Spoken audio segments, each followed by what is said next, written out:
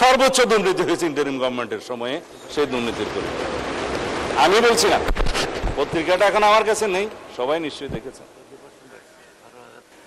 অন্তর্বর্তীকালীন সরকারের 1.5 বছরের একটা অস্থির সময় ছিল, যমুনার অভ্যন্তরে আর যমুনার কিনারে মিলিয়ে আপনি জানেন। সেই সময় আমরা কাগজটা কোথাও দিয়ে দিই, আমরা দেখেছি যারা আজকে করাপশনের জন্য হিসাব নিতে বলছেন এবং ব্যবস্থা নিতে বলছেন, ফরেন লোনের কথা বলছেন, আমি মাননীয় প্রধানমন্ত্রীকে অনুরোধ করছি আজকে ইন্টারিম গভর্নমেন্টের 18 মাসের সকল কিছুর জন্য আপনি দুর্নীতি দমন কমিশনকে নির্দেশ দেন। করাপশন কোথায় হয়েছে, কিভাবে হয়েছে, কারা করেছে, সবকিছু ফাইন্ড আউট হোক। কারণ ভিত্তি হচ্ছে টিআইবি গত কয়েকদিন আজকে একটা রিপোর্ট দিয়েছে, আপনারা পত্রিকায় শুনেছেন।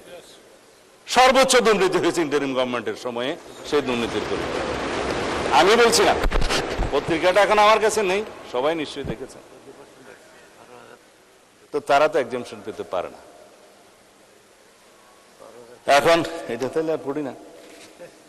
আর এই একটা অস্থির সময় পার হয়ে নির্বাচন আদায় করতে হয়েছে মাননীয় স্পিকার আমাদের।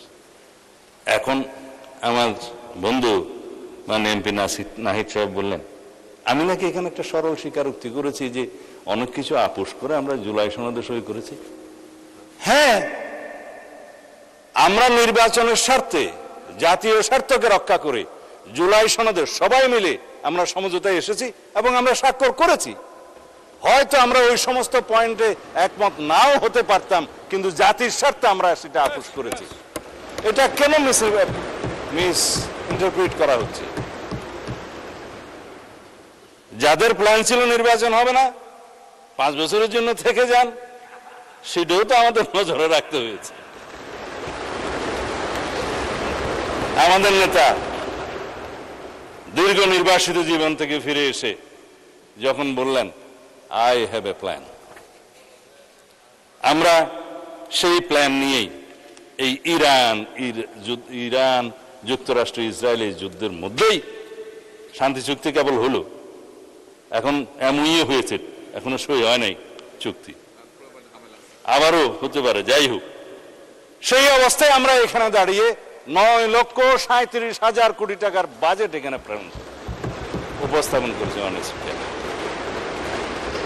যেখানে এই যে বৈশ্বিক এত অস্থিরতার মধ্যে বৈশ্বিক মুদ্রা ব্যবস্থার পতন হচ্ছে, গণতন্ত্রের অনেক জায়গায় পতন হচ্ছে, দুর্ভিক্ষের হাতছানি দিচ্ছে, এই সময় আমাদের নেতা 100 দিনের প্রোগ্রামে নির্বাচন ইশতেহার অনুযায়ী যে সমস্ত প্রতিশ্রুতি আমরা দিয়েছিলাম, সামাজিক নিরাপত্তা বেষ্টনীর জন্য, দরিদ্র মানুষের জন্য, এই সমাজের উন্নয়নের জন্য, কৃষকের উন্নয়নের জন্য সমস্ত পরিকল্পনা আমরা ইনিশিয়েট করেছি, শুরু করেছি।